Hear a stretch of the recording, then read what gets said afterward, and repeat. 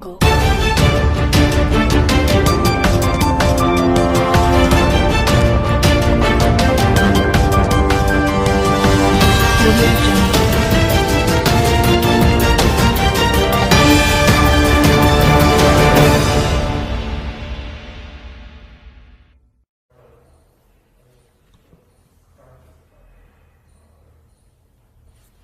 आप सबको नमस्कार।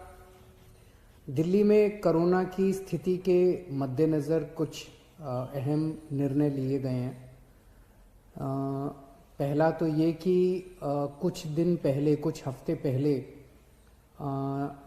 दिल्ली में कोरोना की स्थिति में जब सुधार हुआ था तो दिल्ली सरकार ने केंद्र सरकार के निर्देशों को मद्देनज़र रखते हुए और जो केंद्र सरकार की गाइडलाइंस थी उसके मुताबिक दिल्ली में शादियों में 50 से बढ़ा के 200 तक की संख्या अलाउ की थी, कि 200 तक लोगों के शामिल होना अलाउ किया गया था।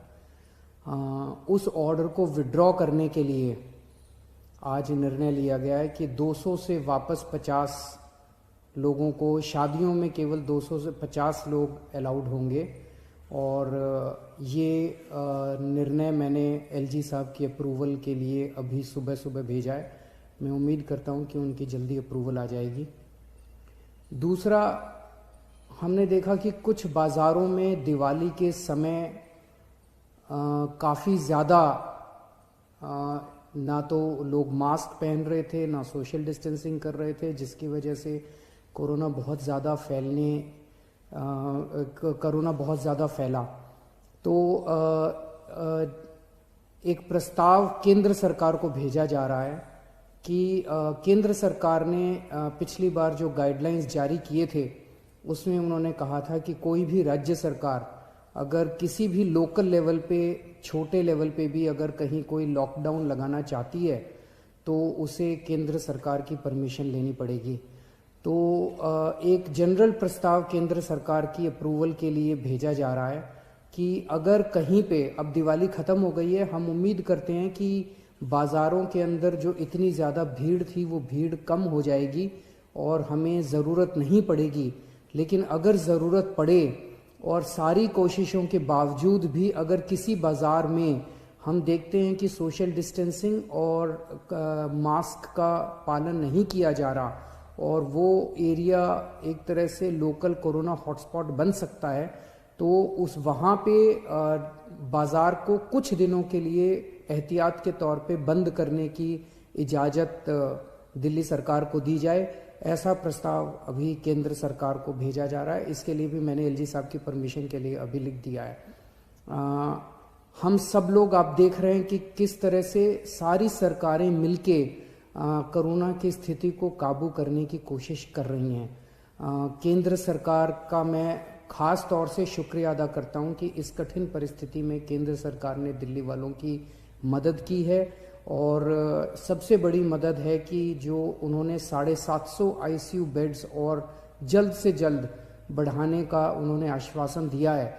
इससे सबसे ज़्यादा हमें लाभ होगा, क्योंकि इस वक्त बाकी सारी, मैं एसेस कर रहा था, बाकी सारी बेड्स अभी हैं, सफिशेंट हैं।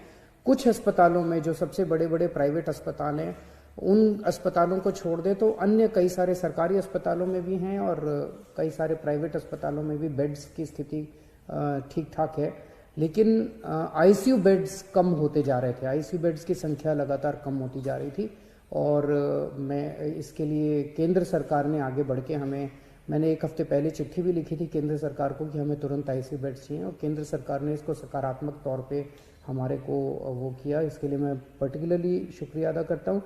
इस वक्त सारी सरकारें, केंद्र सरकार, दिल्ली सरकार, सारी एजेंसीज, डीआरडीओ, आईसीएमआर, सब एम्स वगैरह, सब लोग मिलके पूरी कोशिश कर रहे हैं, डबल एफर्ट्स कर रहे हैं अपने कोरोना की स्थिति को काबू पाने के लिए। लेकिन ये तब तक नहीं ठीक हो सकती जब तक हम सब लोग, जब तक एहतियात नहीं बरतेंगे।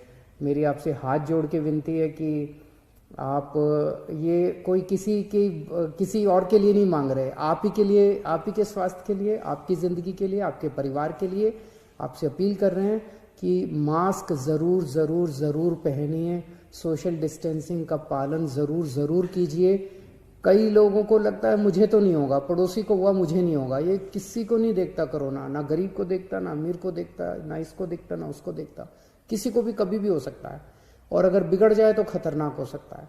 तो फिर से मैं हाथ जोड़ के सबसे अपील करता हूँ कि आप please please please social distancing का पालन कीजिए और मास्क ज़रूर से पहनिए। नमस्कार।